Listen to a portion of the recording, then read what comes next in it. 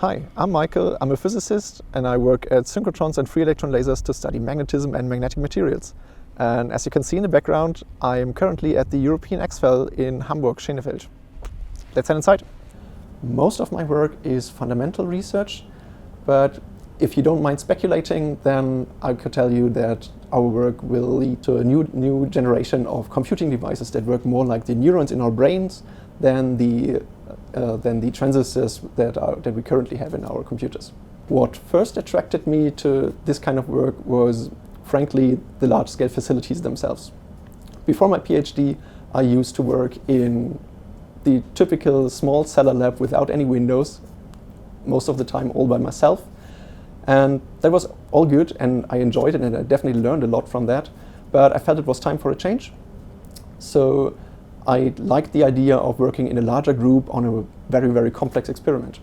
My first day at a synchrotron, that was at the Bessie synchrotron in Berlin, Germany. And incidentally, this synchrotron is only a few hundred meters away from where I grew up as a kid.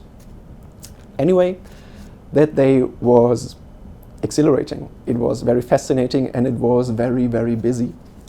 And at first, I remember I felt like I was getting in the way of everybody. But my new colleagues, they showed me what to do and how to do it.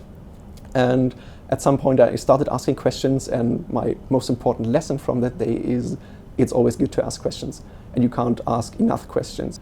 What inspires me in my work is, I think, what inspires most people in science. And this is going to sound a bit cheesy, but it's pushing the boundaries of what we know. On top of that, we get to play with these awesome machines. And just take this particular machine that we're currently at. This is the SCS control room of the European XFEL. And the European XFEL is a machine that goes about 3.5 kilometers in that direction. And all over this place, there are people, very dedicated and extremely knowledgeable people, working very hard to produce the precious photons that we use for our experiments. I mean, how awesome is that? I'm now in the experimental hutch of the SCS experiment. This goes basically along this direction. This is one of the experiments that we do not work on ourselves. There's a dedicated team here of brilliant people who develop this experiment, who work on it, to prepare it to our requirements for our experiment. So we work in close collaboration with them, but all the actual work of the hardware and also the software integration is done by the people here at XFEL. And we come here with our samples, and they put it in the experiment, and then all the rest happens over at the control room. That's where we work most of the time then. And it's usually a treat for us if the experimental hutch is open, because then we can just look at this beautiful experiment that they built here. The best thing about working at synchrotrons or free electron lasers is, I think, just the sheer variety of tasks that there are to do. There is engineering, software and hardware engineering, there's theory work that you can do, there is data analysis and modeling, and you can just try out all these different tasks and find the ones that you like best.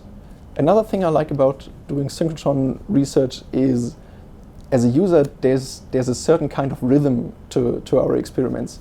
We start by thinking of an experiment and writing a proposal, and then we prepare the experiment. And we prepare many samples and the experiment itself. And then there's the actual beam time, and that usually is a frantic week of work with many people involved, and very little sleep and and a lot of work. And then there is, after that, the data analysis to do and to think about what we measured and what we saw there, to understand it, to write a paper, and then write the next proposal.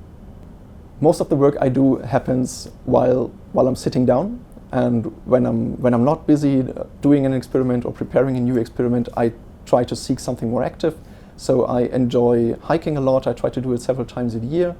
I do rock climbing and bouldering. And usually when I'm on a beam time, I just bring my bouldering, my climbing shoes with me. And when I find a chance to sneak away for a couple of hours, then I do that and go to the next bouldering gym. And I actually quite enjoy the wrenching part of our work. So I do that in my spare time as well. I have a 40-year-old motorcycle that I spend about as much time wrenching on than I do riding it.